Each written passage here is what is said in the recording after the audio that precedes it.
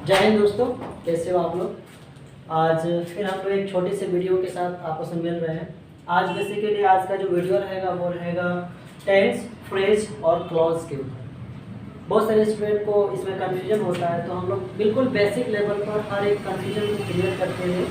हम लोग एक फिर से आज एक छोटा सा वीडियो में हम लोग मिल रहे हैं। बातें करेंगे आज हम लोग फ्रेज के बारे में, क्लॉज के बारे में और सेंटेंस के बारे में। जैसे कि सेंटेंस तो हम लोग ऑलरेडी स्टडी कर चुके हैं, तो आज हम लोग देखते हैं फ्रेज और क्लॉज है क्या। हर कॉम्पिटिटिव एग्जाम में फ्रेजल वर्ब पूछा जाता है, फ्रेजल वर्ब हमें याद करना पड़ता है। तो पहले हम देखेंगे कि फ्रेज है क्या, फ्रेज एक सेंटेंस है या क्या है। चलिए हम लोग देखते हैं।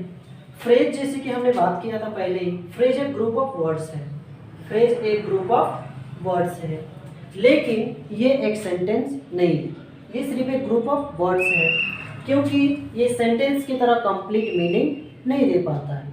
वजह यह है कि फ्रेज में सब्जेक्ट और प्रेडिकेट का कॉम्बिनेशन हमें देखने को नहीं मिलता है। क्या बोल सकते हैं, अ group of words that gives that does not give complete sense और मीनिंग इज कॉल्ड फ्रेज। तो फ्रेज एक ग्रुप ऑफ वर्ड है जो हमें कंप्लीट सेंस और मीनिंग नहीं दे पाता है, इसीलिए इसको हम लोग फ्रेज कहते हैं। यहाँ पर लिखा हुआ है there is no combination of subject and predicate. It means कि फ्रेज में हमें सब्जेक्ट और प्रेडिकेट का कॉम्बिनेशन देखने को नहीं मिलता है। या तो हमें सब्जेक्ट देखने को मिलता है या तो हमें प्रेडिकेट देखने को मिलता है, दोनों एक साथ एक कॉम्बिनेशन हमें देखने को नहीं मिलता है फ्रेज में। जैसे कि हम कुछ एग्जांपल देख लेते हैं। ऑन द वॉल मीन्स दीवार पर। तो इस ग्रुप ऑफ वर्ड्स को अगर हम बोले तो इससे हमें पता नहीं चल पा रहा है कि दीवार पर means what. On the wall means हो गया दीवार पर, लेकिन दीवार पर क्या, यहाँ हमें और आगे नहीं पता चल रहा है कि दीवार पर क्या है। लिखा इन द मॉर्निंग मतलब सुबह में, तो क्या सुबह में क्या है, इसके आगे और कुछ लिखा हुआ नहीं है, तो इसीलिए हम इसको फ्रेज कहेंगे। दूसरी बात ये है कि ऑन द वॉल, यहाँ पर जो है एक यहाँ सब्जेक्ट मिसिंग है, सब्जेक्ट है ही नहीं, ऑन द वॉल सिर्फ लिखा हुआ है, मीन्स ये प्रेडिकेट का एक छोटा सा पार्ट है। इन द मॉर्निंग ये भी प्रेडिकेट का एक छोटा सा पार्ट है। एट द बोर्ड दीवार, बोर्ड पर, ठीक ना, तो ये भी प्रेडिकेट का एक छोटा सा आपका पार्ट है। यहाँ लिखा है ए बर्निंग प्रॉब्लम, एक ज्वलंत समस्या। नहीं बोलते हैं कि हमारे लाइफ में एक बर्निंग प्रॉब्लम आया है, एक ज्वलंत समस्या आया है, मीन्स बहुत ज़्यादा प्रॉब्लम्स आई है। तो ये बर्निंग प्रॉब्लम ये आपका एक फ्रेजल वर्ब है, इसका यूज़ हम फ्रेज के रूप में इसको याद करते हैं। ये एक फ्रेजल वर्ब है। तो ये हो गया हमारा फ्रेज। फ्रेज जो होता है वो एक कंप्लीट सेंस नहीं दे पाता है सेंटेंस की तरह, इसीलिए हम इसे सेंटेंस नहीं कहते। कंप्लीट सेंस नहीं दे पाता है क्योंकि इसमें सब्जेक्ट एंड प्रेडिकेट का कॉम्बिनेशन हमें देखने को नहीं मिलता है। दूसरा हमारा है क्लॉज। एग्जाम के पॉइंट ऑफ व्यू से अगर हम देखें तो क्लॉज हमारे लिए बहुत इंपॉर्टेंट है। क्लॉज को हम लोग देखेंगे, क्लॉज किसे कहते हैं, क्लॉज के कितने रूप होते हैं। सबसे पहले इसके डेफिनेशन की अगर हम बात करें तो लिखा हुआ है the combination of subject and predicate which gives complete sense is called clause. तो क्लॉज क्या होता है, इसमें सब्जेक्ट एंड प्रेडिकेट का हमें कॉम्बिनेशन देखने को मिलता है, पहली बात। और दूसरी बात है कि यह हमें कंप्लीट सेंस देता है, which gives us complete sense, हमें कंप्लीट सेंस देता है एज लाइक अ सेंटेंस। जैसे सेंटेंस हमें कंप्लीट सेंस देता है वैसे ही क्लॉज भी हमें कंप्लीट सेंस देता है। यहाँ पर और एक पॉइंट लिखा हुआ है clause acts as a sentence. Clause जो होता है वो सेंटेंस की तरह ही किसी भी सेंटेंस में वर्क करता है, and that is why we also called it as a sentence. यानी कि क्लॉज को हम लोग सेंटेंस के रूप में भी कह सकते हैं, एक मिनी सेंटेंस हम लोग कह सकते हैं। ओके, अब हम लोग देखते हैं कि क्लॉज के कितने टाइप्स होते हैं। तो अगर क्लॉज की हम लोग टाइप्स की बात करें तो we have two parts of a clause. Clause को हम लोग दो पार्ट में कैटेगराइज करके स्टडी करते हैं। पहला हो गया हमारा क्लॉज जो है मेन क्लॉज, या इसको हम लोग प्रिंसिपल क्लॉज भी कहते हैं। तो पहला हो गया मेन क्लॉज या इसको हम लोग प्रिंसिपल क्लॉज कहते हैं। दूसरा हो गया सबऑर्डिनेट क्लॉज या इसको हम लोग डिपेंडेंट क्लॉज भी कहते हैं। तो सबसे पहले बात हम लोग करेंगे कि मेन क्लॉज किसे कहते हैं। तो main clause is a group of words which gives complete sense as like a sentence. Main clause group of words होता है, इसमें combination of subject and predicate होता है और ये हमें सेंटेंस की तरह कंप्लीट सेंस देता है, इसीलिए हम इसे मेन क्लॉज को हम लोग सेंटेंस भी कहते हैं। Main clause is also called a sentence क्योंकि इसका खुद का मीनिंग होता है it gives complete sense as like a sentence. For example हम लोग एग्जाम्पल देख लेते हैं। You can take a book, आप एक किताब ले सकते हो। You can read a book, आप एक किताब पढ़ सकते हो। आई गो टू स्कूल, मैं स्कूल जाता हूँ। सी गोज टू स्कूल, वो स्कूल जाती है। आई कैन प्ले, मैं खेल सकता हूँ। वी कैन सिट हियर, हम यहाँ बैठ सकते हैं। आई स्टडी, मैं पढ़ाई करता हूँ। आई स्टडी डेली, मैं रोज पढ़ाई करता हूँ। You purchased a new phone, आपने एक नया फ़ोन खरीदा। यू परचेज्ड अ फोन, आपने एक फ़ोन खरीदा। तो किसी भी तरह का सेंटेंस जो हमें कंप्लीट सेंस देता है वो मेन क्लॉज के अंतर्गत आता है और वो सेंटेंस की तरह भी वर्क करता है, इसलिए हम लोग मेन क्लॉज को सेंटेंस के रूप में देखते हैं। इसको मेन क्लॉज या प्रिंसिपल क्लॉज भी कहते हैं। दोस्तों, जब मैंने आपको रिलेटिव प्रोनाउन पढ़ाया था तो वहाँ पर ही मैंने बताया था कि मेन क्लॉज क्या होता है, मेन क्लॉज का क्या रोल होता है। तो आप लोग अगर प्रोनाउन वाला अगर आप लोग नहीं देखे होंगे जिसको मैंने पार्ट्स ऑफ स्पीच में बताया था, तो आप लोग पार्ट्स ऑफ स्पीच वाला वीडियो जरूर देख लीजिएगा, वो भी आपको इसी वीडियो के डिस्क्रिप्टिव लिंक में मिल जाएगा। तो ये हो गया हमारा मेन क्लॉज या प्रिंसिपल क्लॉज, इसका इंडिपेंडेंस मीनिंग होता है। दूसरा हो गया हमारा सबऑर्डिनेट क्लॉज या डिपेंडेंट क्लॉज। ये क्या होता है? बेसिकली इसमें भी सब्जेक्ट एंड प्रेडिकेट का कॉम्बिनेशन होता है but it doesn't give complete sense on its own. It means subordinate clause or dependent clause does not give complete sense on its own. वो खुद से एक complete sense as a main verb and principal as a main clause and principal clause की तरह वो नहीं दे पाता है।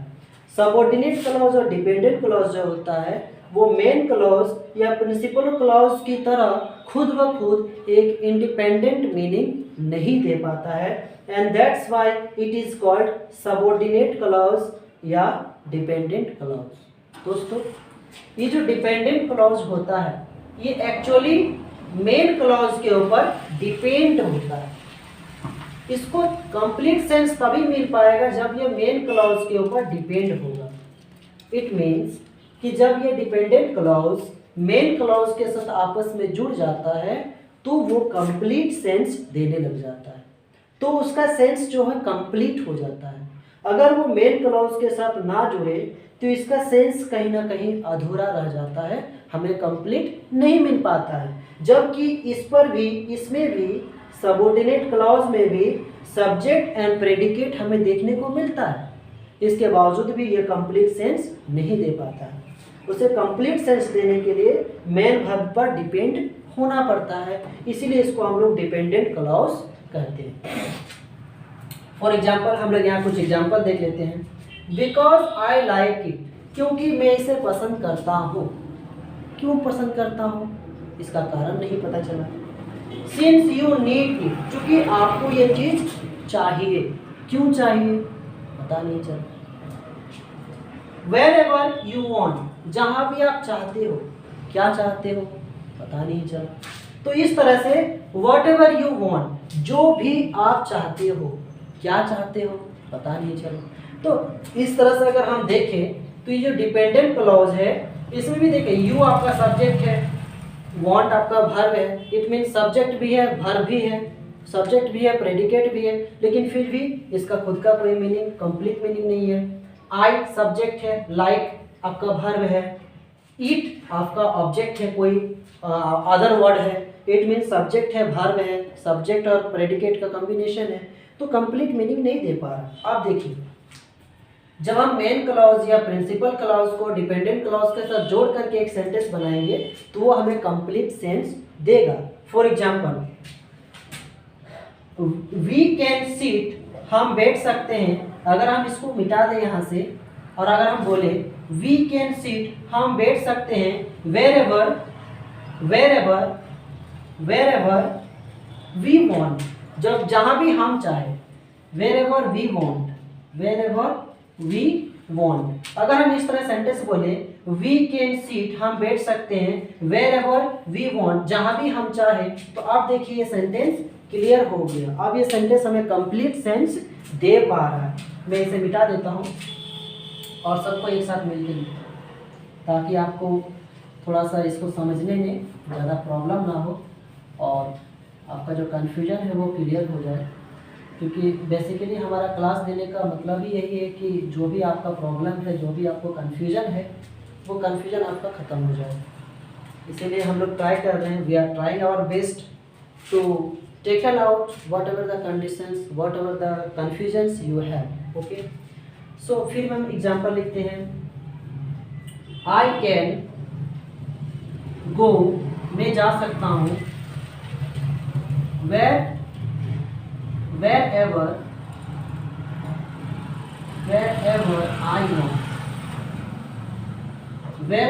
I want। ये देखिए wherever I want एक्चुअली ये एक सबऑर्डिनेट क्लॉज है, ये एक डिपेंडेंट क्लॉज है और ये है आपका main clause. I can go मैं जा सकता हूँ। आप देखिए जब दोनों सेंटेंस को एक साथ आपस में हम जोड़ दिए तो क्या हो गया, आई कैन गो मैं जा सकता हूँ wherever I want, जहाँ भी मैं चाहता हूँ। तो अब ये कंप्लीट सेंस दे रहा है, अब ये एक कंप्लीट सेंस दे रहा है। तो इस तरह से इसको कंप्लीट सेंस पाने के लिए इस डिपेंडेंट क्लॉज को मेन क्लॉज के साथ जुड़ना पड़ता है। आप और एक एग्जांपल लिखते हैं।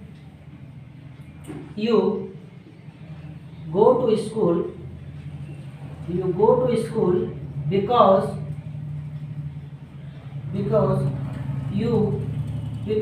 you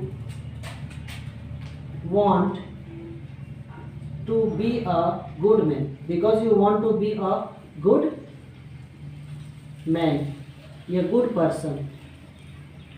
तो यहाँ पर देखिए आई गो टू स्कूल मैं स्कूल जाता हूँ, ये कंप्लीट सेंस है। Because you want to be a good person, क्योंकि आप एक अच्छा इंसान बनना चाहते हो।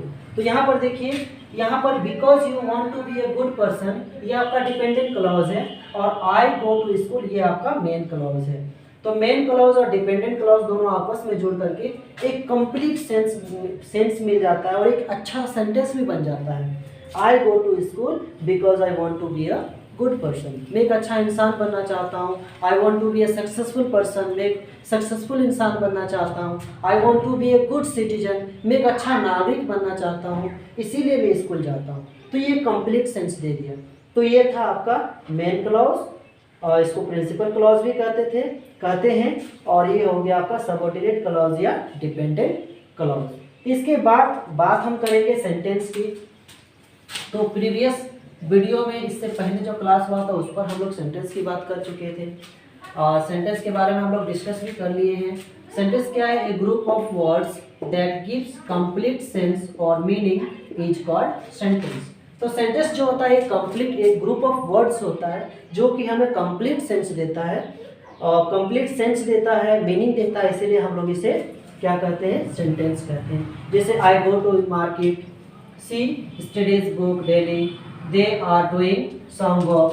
तो इस तरह से ये हमारा हो गया फ्रेज हो गया, क्लॉज हो गया और सेंटेंस हो गया। उम्मीद है आपको इसमें कुछ सीखने को मिला होगा। इसके बाद एक आता है, एक छोटा सा पार्ट आता है जिसको हम लोग बोलते हैं मॉर्फिम। मैं आप लोग को वो भी बता देता हूँ जल्दी से, मॉर्फिम क्या होता है। हालांकि मॉर्फिम में बहुत सारे कैंडिडेट को थोड़ा प्रॉब्लम होता है कि मॉर्फिम है क्या, उन्हें समझ में नहीं आता है। तो हम लोग बात कर लेते हैं मॉर्फिम क्या है जल्दी से। ओके, और उसके बाद आज का ये वीडियो यहीं पर ख़त्म हो जाएगा। मॉर्फिम है क्या दोस्तों? मॉर्फिम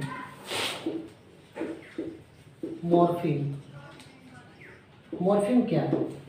तो हम बोल सकते हैं अ group of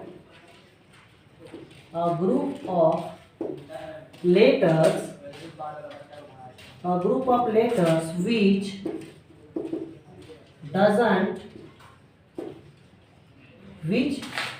which doesn't which does not have any sense or which does not have any sense on its own, but it changes the meaning of other words